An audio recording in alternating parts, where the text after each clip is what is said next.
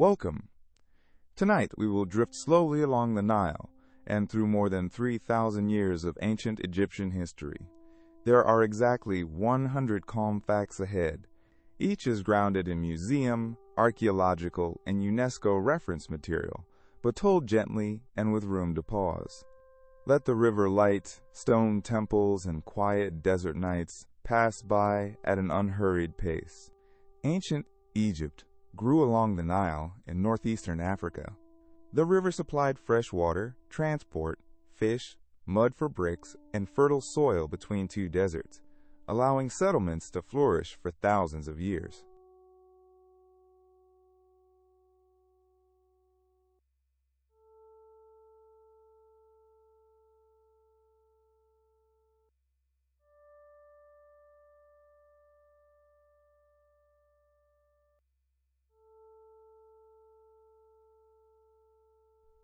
The Nile's annual summer flood usually left dark, nutrient-rich silt on fields.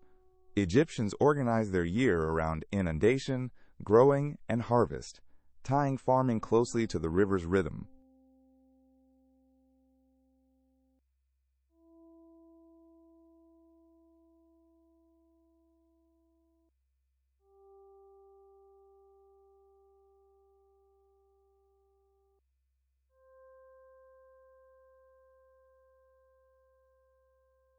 Egyptians contrasted the fertile black land of the Nile Valley with the red land of the surrounding desert. The first supported crops, the second supplied minerals, stone, and a natural barrier.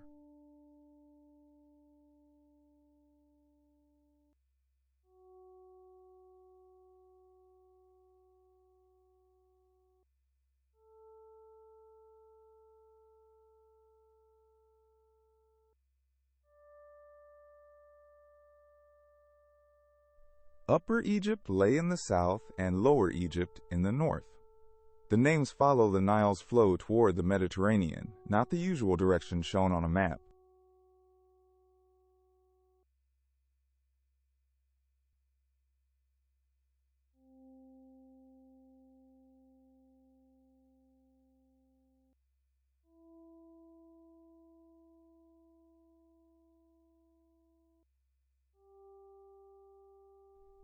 Around 3100 BCE, rulers from the Nile Valley united much of Upper and Lower Egypt. The exact process is debated, but later Egyptians treated unification as a defining political beginning.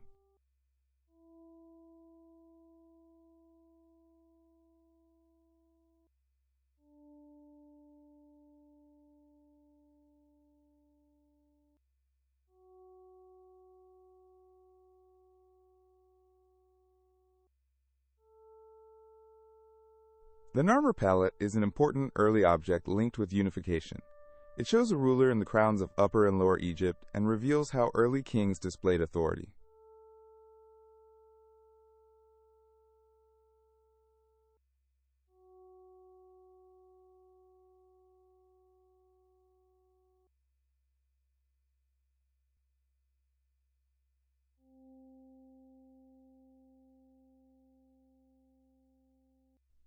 Historians use broad labels such as Old Kingdom, Middle Kingdom, and New Kingdom.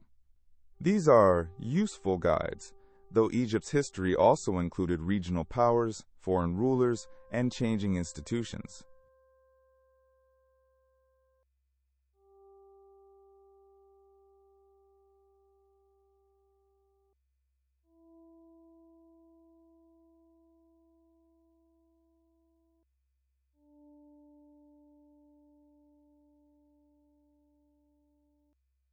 The Old Kingdom is strongly associated with the Pyramid Age. Kings ruled from the Memphis region, where royal administration and stone building reached a remarkable scale.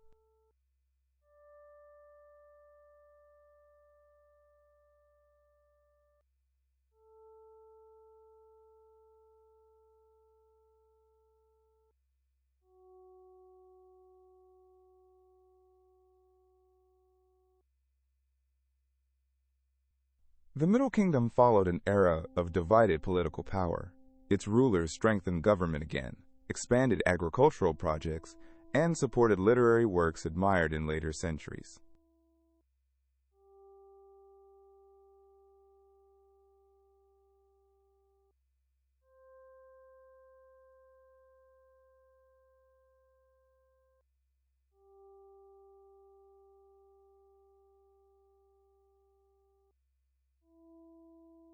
The New Kingdom made Egypt a major power in Nubia and the eastern Mediterranean. Hatshepsut, Akhenaten, Tutankhamun, and Ramesses II all ruled during this broad period.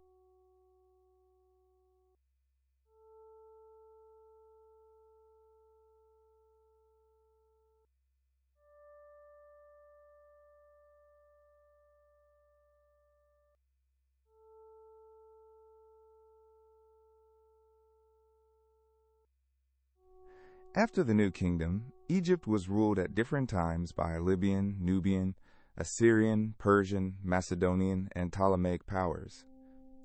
Egyptian traditions remained important through these political changes.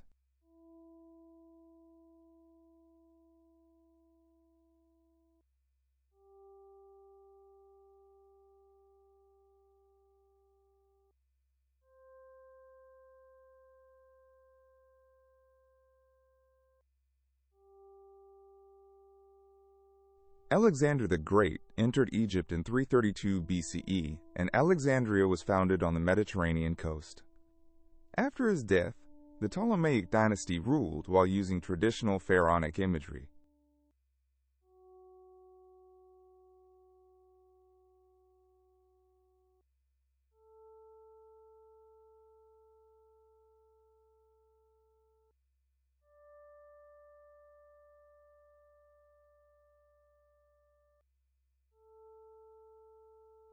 In 30 BCE, Egypt entered the Roman world after Cleopatra VII and Mark Antony were defeated.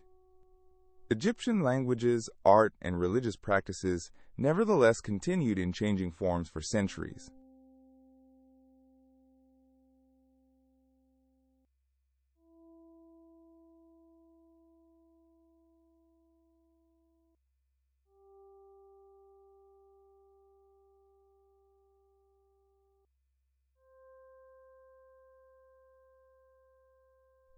Egypt's dry climate preserves materials that often decay elsewhere, including wood, cloth, baskets, food, and writing. Archaeologists still remember that preserved objects are not a complete picture of ancient life.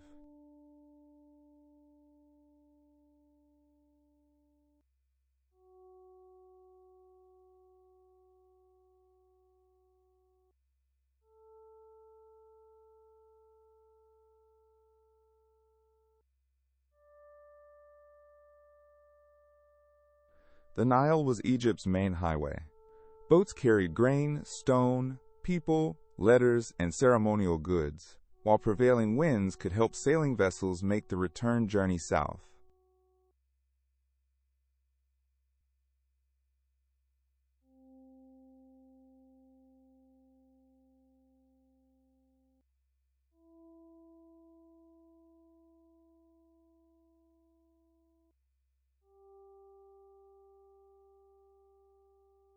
The term pharaoh did not originally mean king. It meant great house, referring to the royal palace, and became a common way to refer to the ruler later in Egyptian history.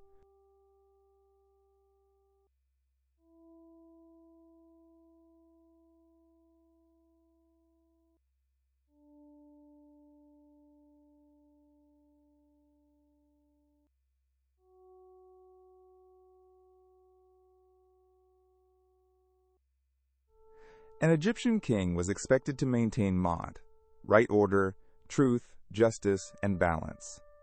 Kingship was therefore imagined as a cosmic responsibility as well as a political office.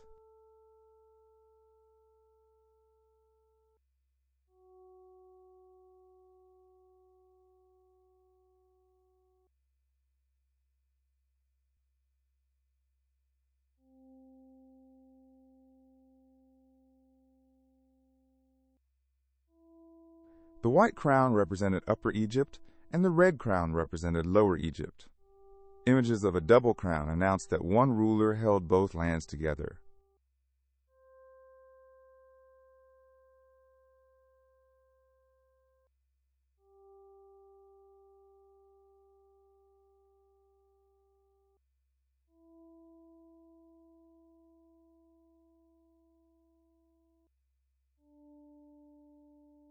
Kings used several formal names, many written inside oval cartouches.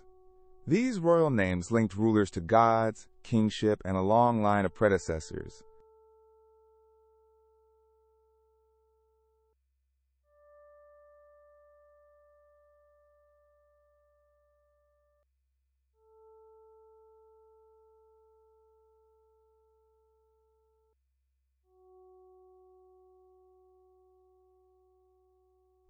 A king stood at the summit, but Egypt was run by officials, scribes, tax collectors, craftspeople, soldiers, farmers, temple staff, and local leaders.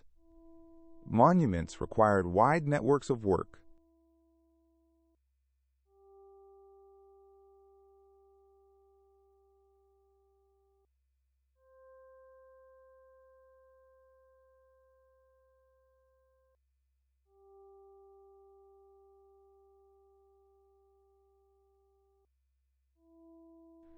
The vizier was among the highest officials in the kingdom.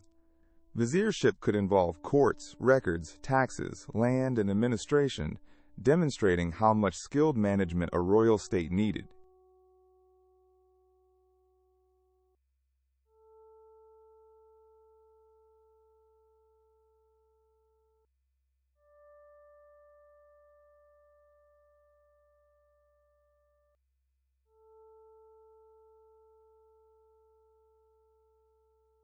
Egyptian territory was divided into regions often called nomes.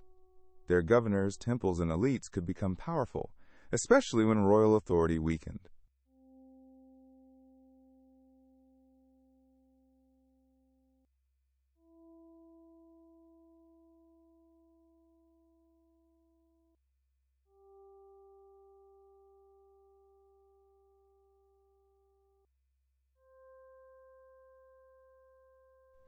Taxes were commonly paid in goods instead of coins. Grain, livestock, cloth, and labor could be counted and collected, making measurement and record-keeping fundamental to government.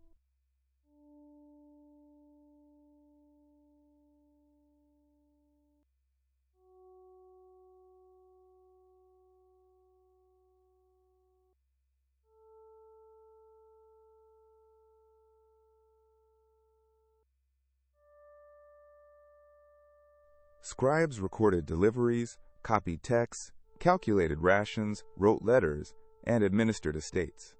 Because literacy was limited, the skills of reading, writing, and calculation were valuable.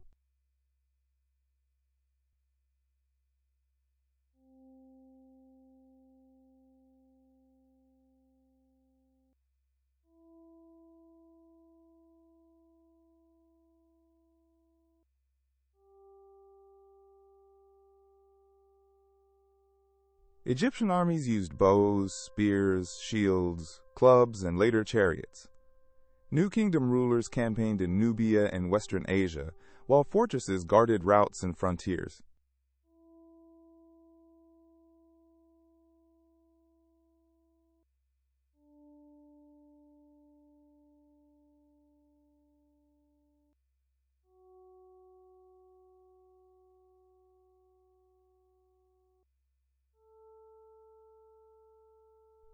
Hieroglyphs are picture-like signs used especially for formal writing. A sign could represent a sound, a word, or an idea that clarified a word's meaning.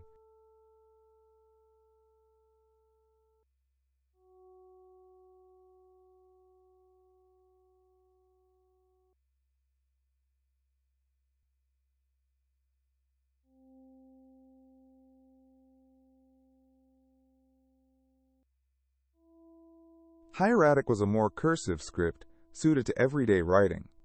In later eras, Demotic served many legal and administrative purposes, meaning Egyptian language appeared in several scripts.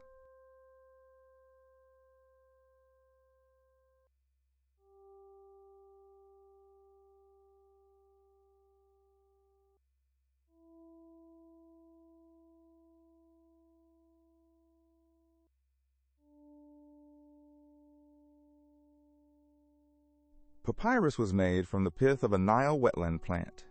Pressed crossing strips created a writing surface for accounts, letters, stories, contracts, medical texts, and religious compositions.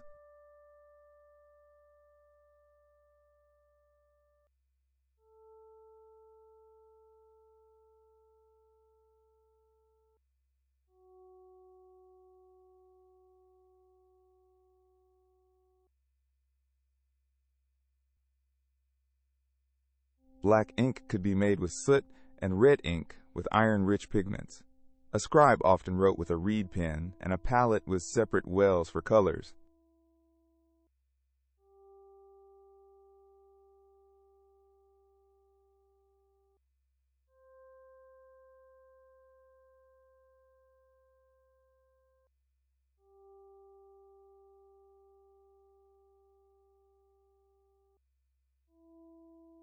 The Rosetta Stone provided parallel Greek, Demotic, and hieroglyphic texts. Its rediscovery in 1799 helped scholars, including Jean-François Champollion, unlock ancient Egyptian writing.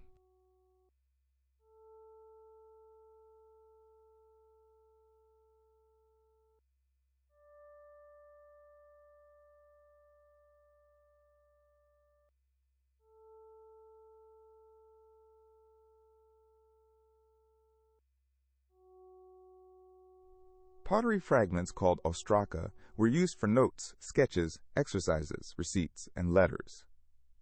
They offer unusually direct glimpses of everyday administration and conversation.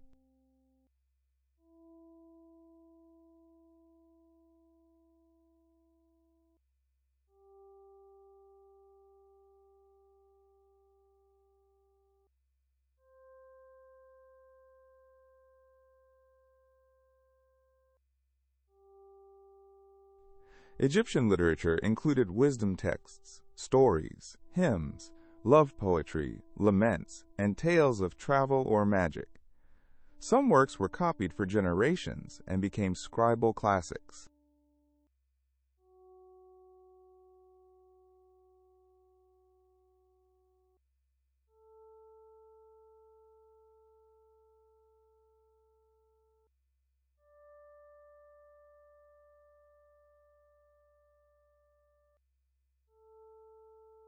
Egyptian numbers used repeated signs for units, tens, hundreds, and larger values.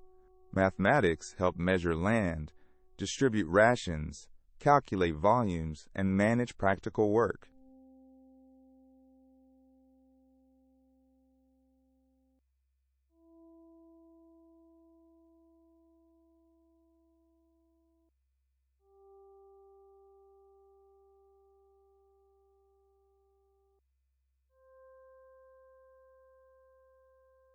The Rhind mathematical papyrus preserves organized worked problems. Copied by a scribe named Ames, it shows procedures for fractions and calculations rather than only final answers.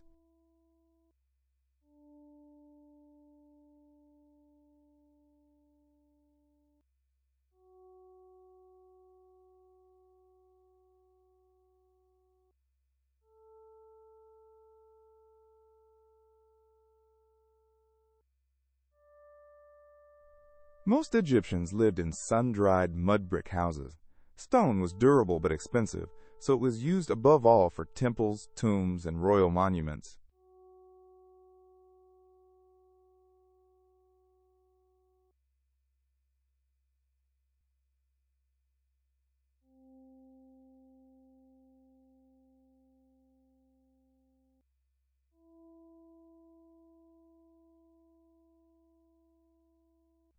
A household might include reception rooms, storage, sleeping spaces, and a roof used for work or rest.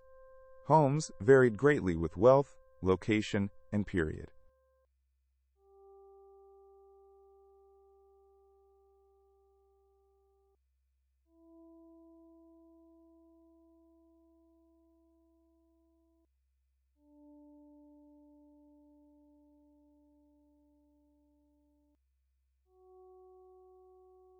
Bread and beer were basic foods for many people.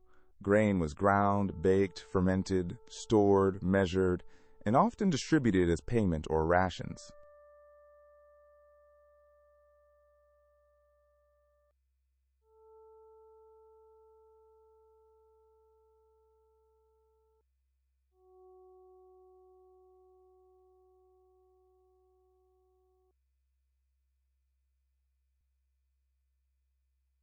Ancient Egyptian beer was a grain-based drink, not identical to modern bottled beer.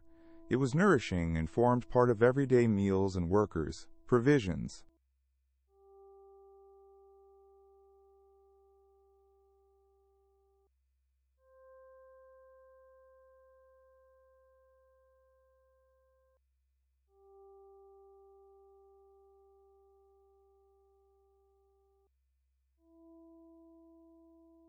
Wealthier households could have more meat, wine, imported goods, linen, and furniture.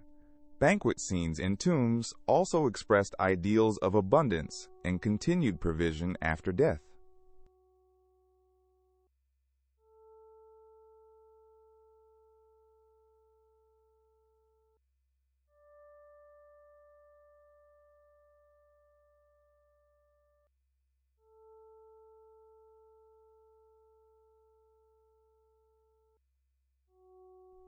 Flax was Egypt's principal source of linen.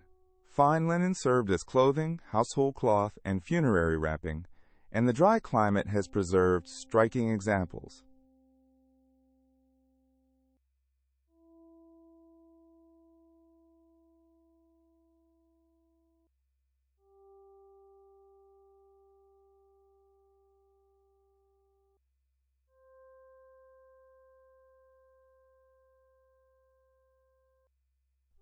Many people wore light linen garments suited to heat.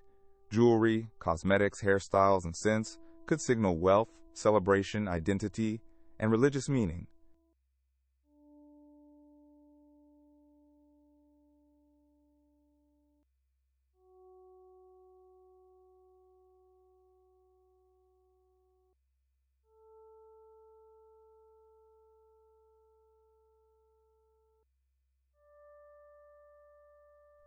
Women and men used eye cosmetics, often called kohl. Dark eye paint created a desired appearance and may have helped with glare or the skin around the eyes.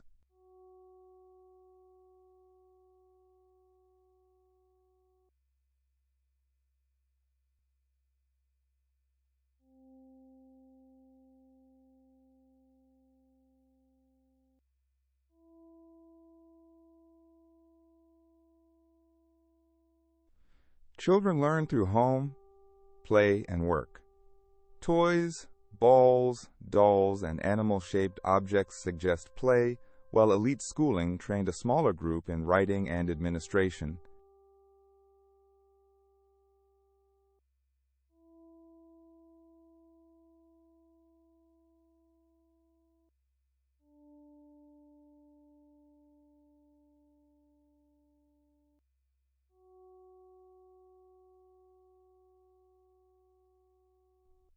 Women could own property, inherit wealth, make contracts, and bring cases in their own names. Their experiences differ by class and period, but documents show legal and economic agency.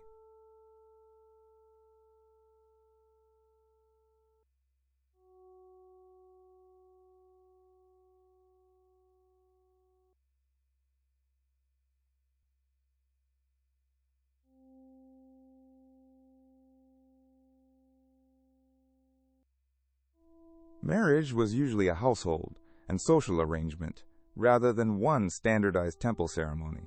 Contracts and letters reveal questions about property, children, separation, and support.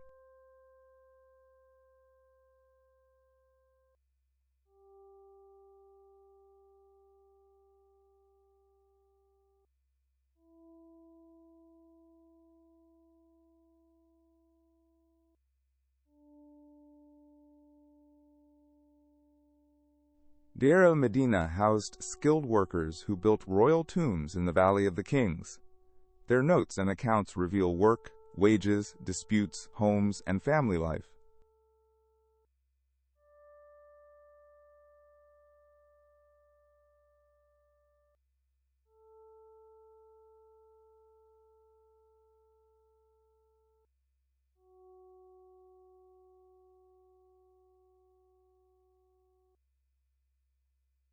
Workers at Deir el-Medina stopped work during Ramesses III's reign when rations were delayed.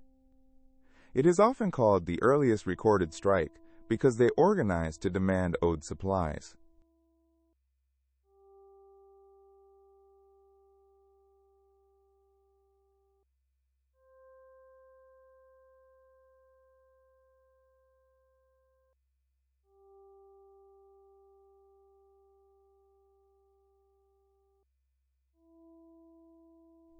Music accompanied ceremony, work, and celebration.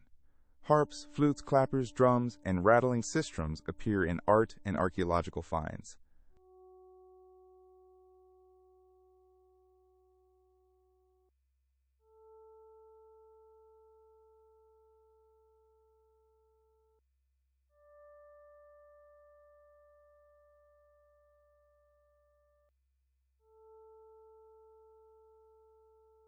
Senet was a popular board game shown in tomb paintings and known from surviving boards.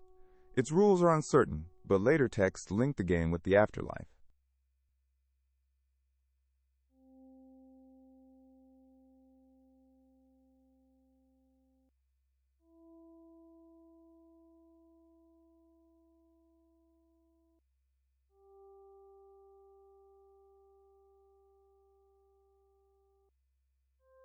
Cats lived alongside people as pest hunters and carried religious associations. The cat goddess Bastet was widely honored, though the idea that every cat was worshipped is too simple.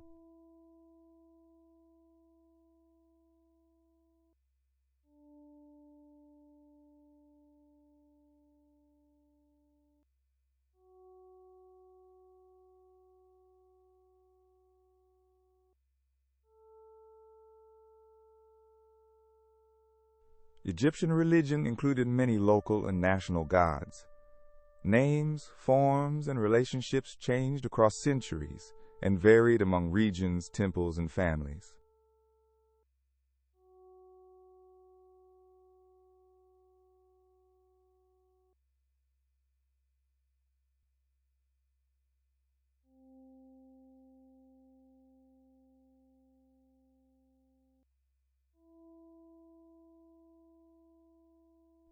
Ra, the sun god, was often imagined traveling through the sky by day and the underworld by night. Each sunrise represented a calm, cosmic renewal.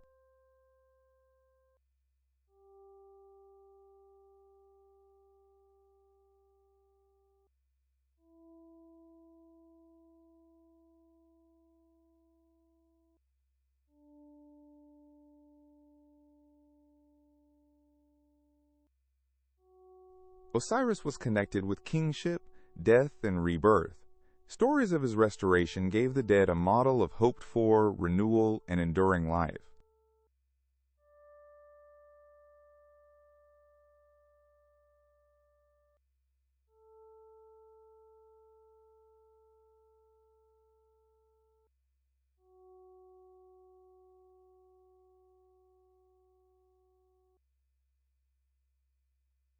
Isis was revered for protection, healing, and magic.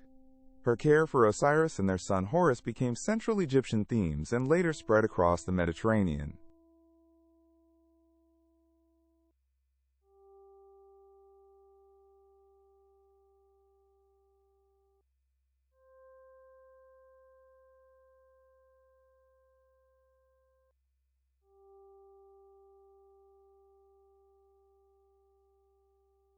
Horus was commonly shown as a falcon, or a man with a falcon's head. The living king was associated with Horus, making him important to royal imagery.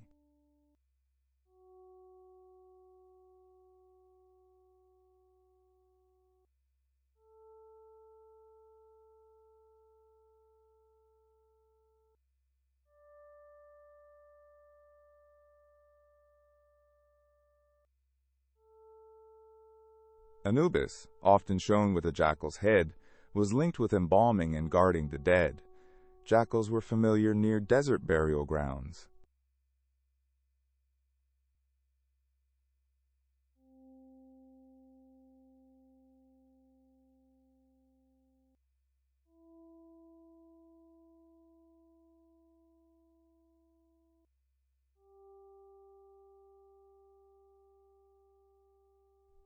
Thoth was associated with writing, knowledge, and measurement. He could be shown as an ibis or baboon and was a divine patron for careful record-keeping.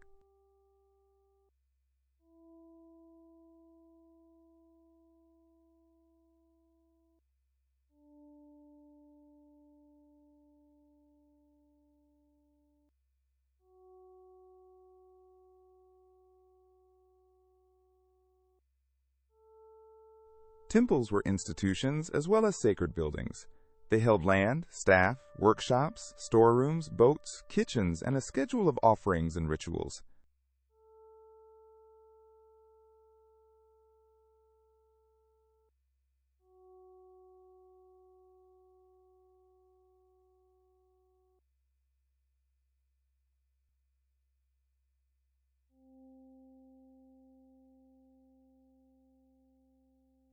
Many inner temple sanctuaries were restricted, while festivals brought divine images out in processions. Religion could be experienced at home, in villages, cemeteries, shrines, and festivals.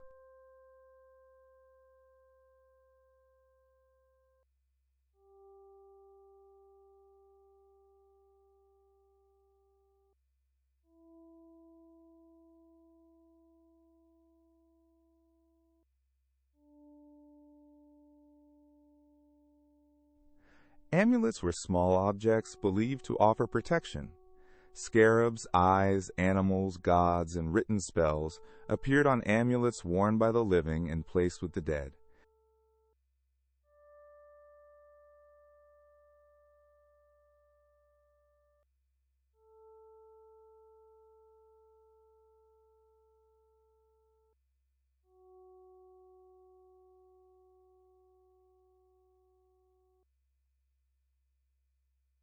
A mummy is a preserved body, but Egyptian mummification was not one fixed recipe. Techniques changed over time and depended partly on a family's resources.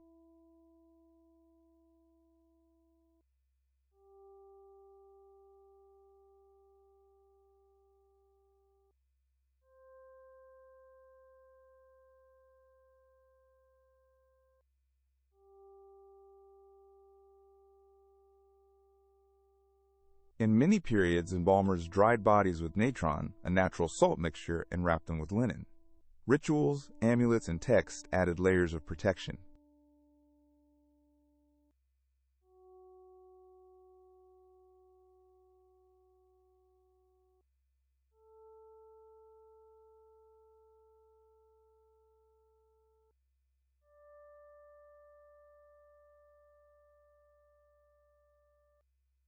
Canopic jars often held internal organs. Their lids later became associated with the four sons of Horus, although funerary practices varied across periods.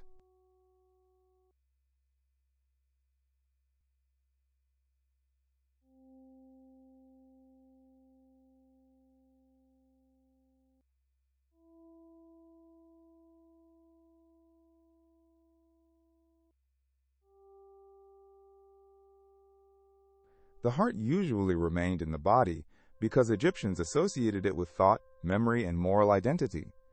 In afterlife texts, it could be weighed against Ma'at's feather.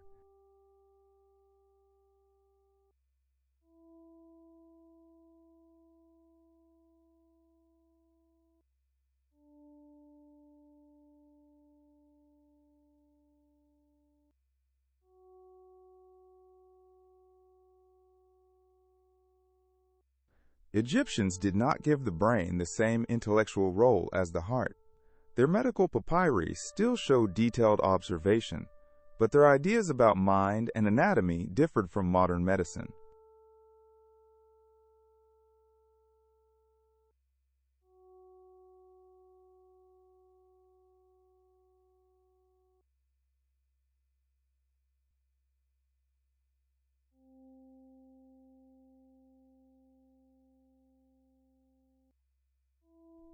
The Book of the Dead is a modern label for collections of funerary spells.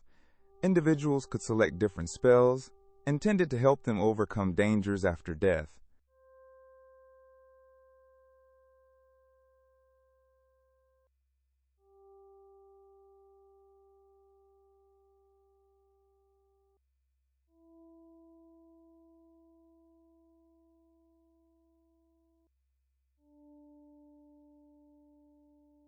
Egyptian ideas of a person included connected aspects often translated as Ka, Ba, AKH, body, name, and shadow.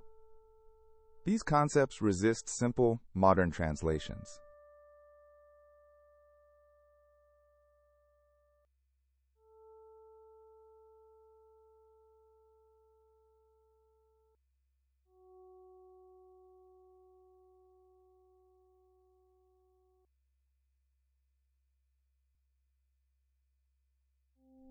Tombs were houses of eternity, where offerings could be made and identity could endure.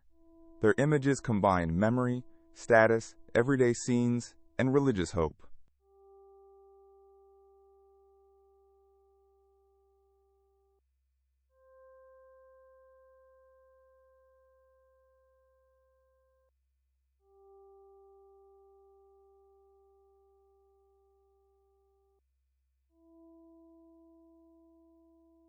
Pyramids were royal tomb complexes, not isolated stone mountains.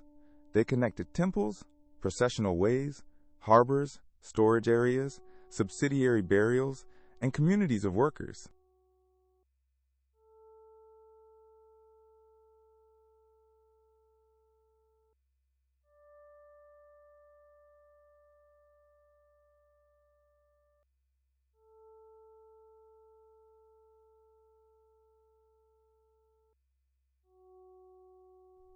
The Step Pyramid at Saqqara was built for King Djoser. UNESCO describes it as the first pyramid and the earliest monumental stone building in Egypt.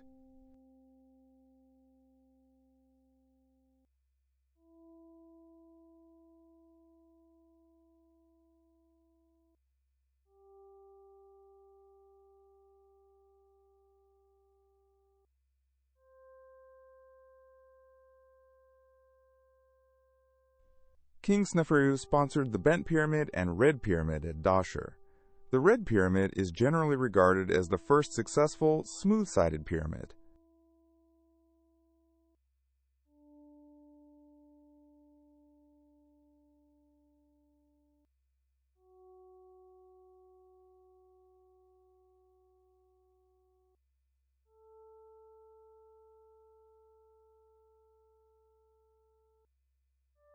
The Great Pyramid was built for Khufu in the 4th dynasty. It is the only surviving wonder of the ancient world and required surveying, quarrying, transport, and huge logistical planning.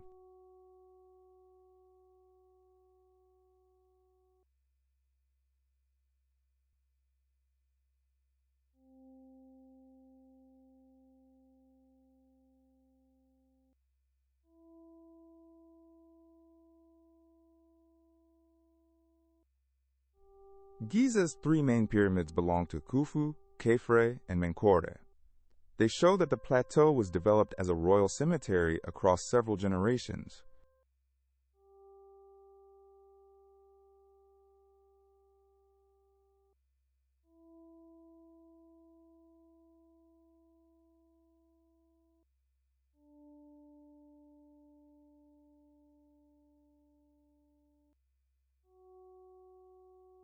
The Great Sphinx has a lion's body and human head. It is usually connected with Khafre's pyramid complex, although aspects of its original meaning remain debated.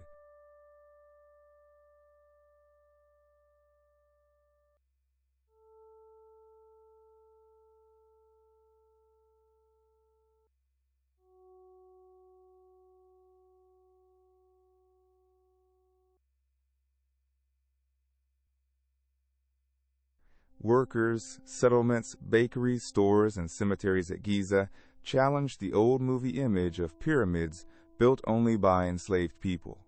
The workforce included skilled, provisioned laborers.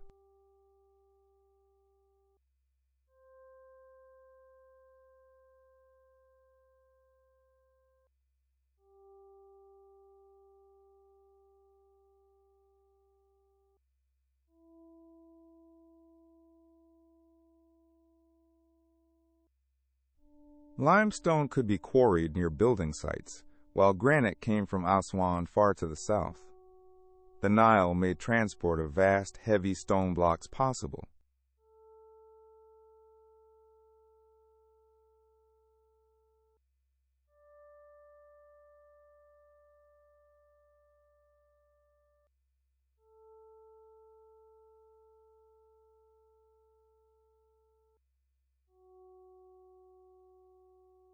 Builders used sledges, ropes, levers, ramps, and precise measurement. Archaeologists still discuss the exact methods used for specific pyramids, so some details remain open questions.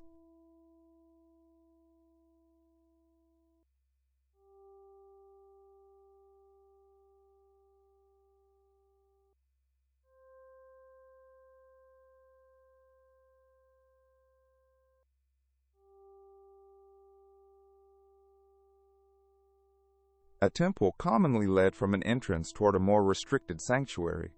Courtyards, columns, pylons, and darker inner rooms created a deliberate sacred progression.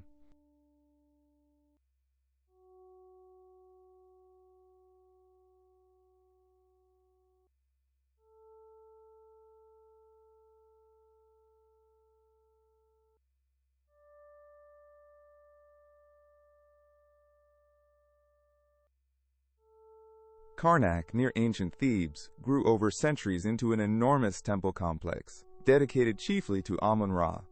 Kings added pylons, courts, shrines, obelisks, and halls.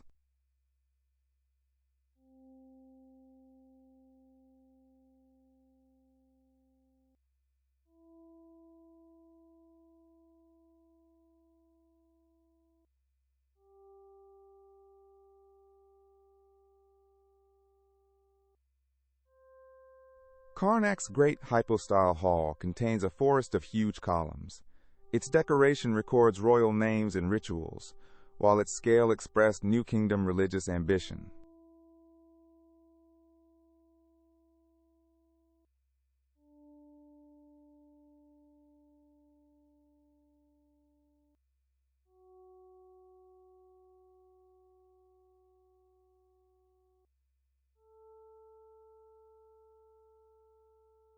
Luxor Temple was linked to Karnak by an avenue used in the Opet festival. Sacred images traveled between the sites, joining the city, kingship, and renewal.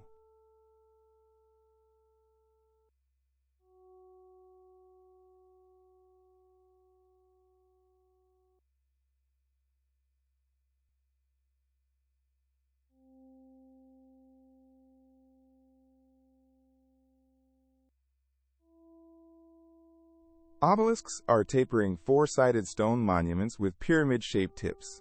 Associated with the sun, many were cut from granite, and some were later moved to cities outside Egypt.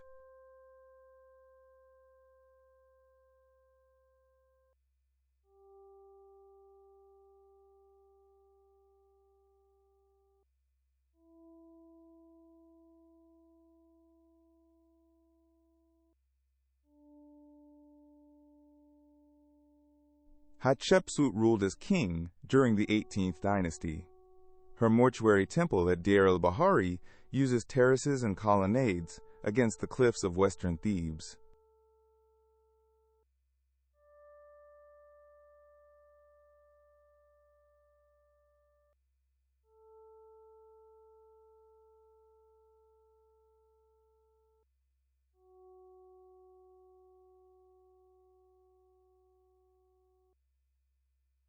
Hatshepsut's official images used familiar royal symbols. Later changes to some of her monuments were incomplete, leaving archaeology and inscriptions to preserve much evidence of her reign.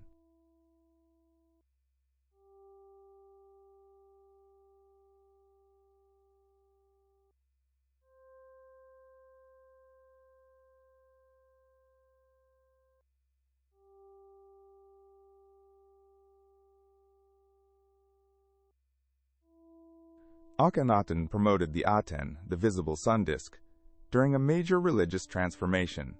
He founded a capital at Akhetaten, now called Amarna, and sponsored distinctive official art.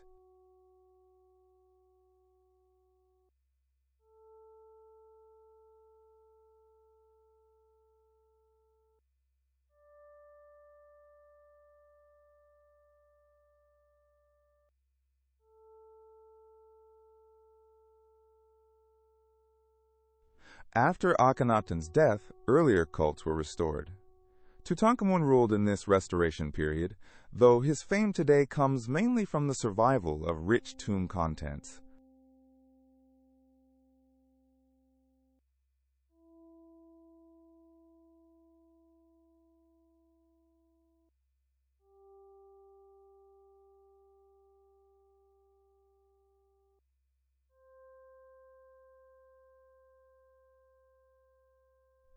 Tutankhamun's tomb was discovered in 1922 by Howard Carter's team. It had been disturbed in antiquity, but contained an extraordinary number of royal objects.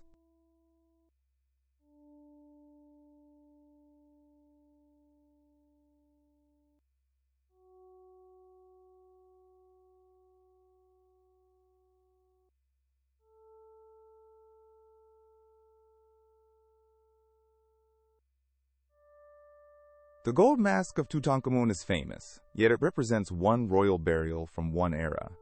Egyptology also depends on countless less dramatic objects, sites, and documents.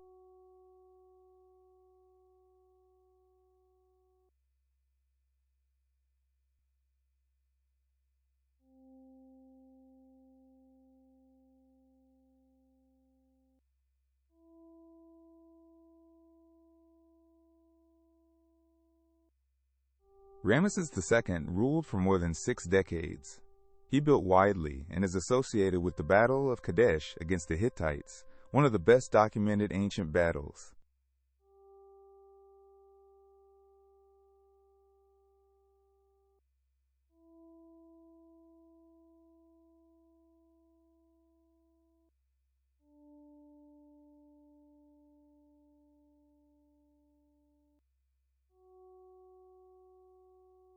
Egyptian royal inscriptions present Kadesh as a victory, but the outcome was more complex.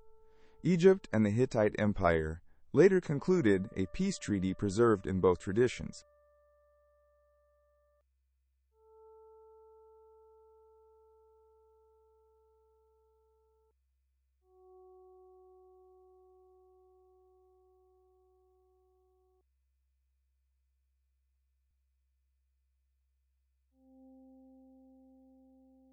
Abu's symbol includes 2 temples cut into a Nubian cliff under Ramesses II.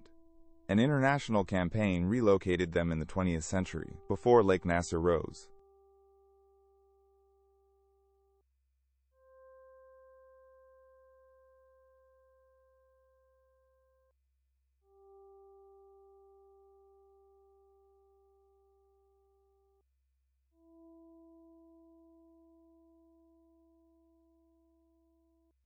The Valley of the Kings contains New Kingdom royal tombs cut into the desert rock. Its hidden setting aimed to limit robbery, although many tombs were looted in antiquity.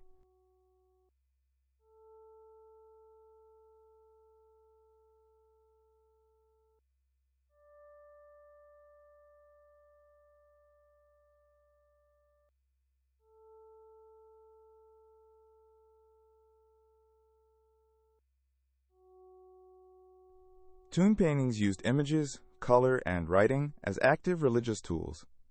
They were not only decoration, scenes and spells could protect and renew the dead.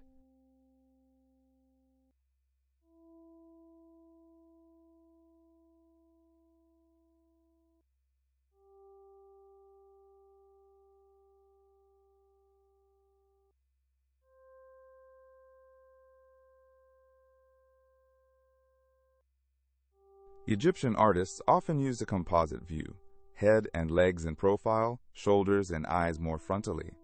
This convention displayed recognizable parts clearly and deliberately.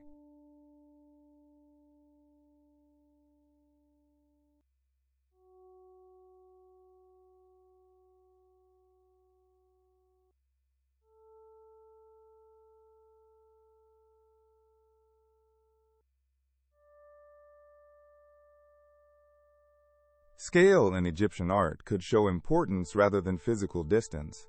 Kings may appear larger than attendants, while gods take human, animal, or combined forms.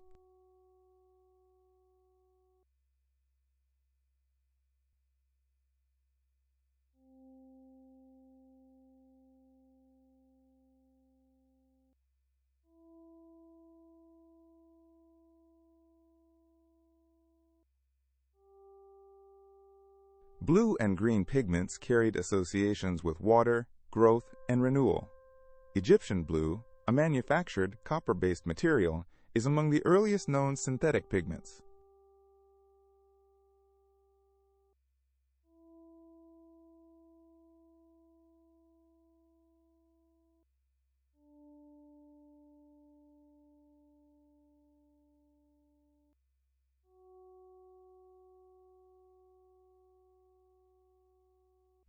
Faience is a glazed material used for beads, amulets, tiles, and small figures. Its shining blue-green surface could evoke precious stones and renewal.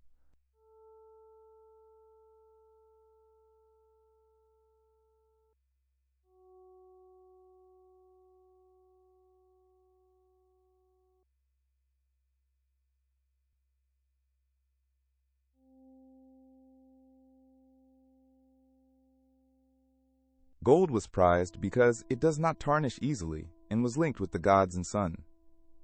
Egypt also traded for cedar, lapis lazuli, incense, and ebony.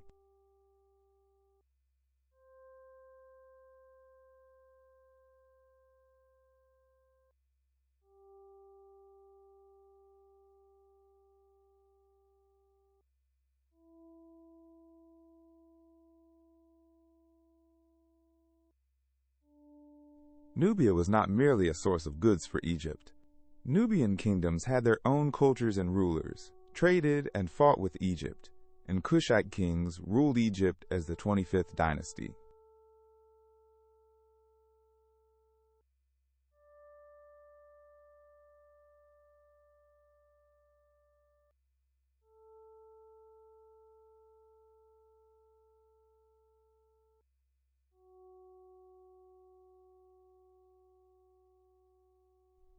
Trade linked Egypt with the Levant, the Aegean, Nubia, the Eastern Desert, and Punt. Ships and caravans brought materials unavailable or scarce in the Nile Valley.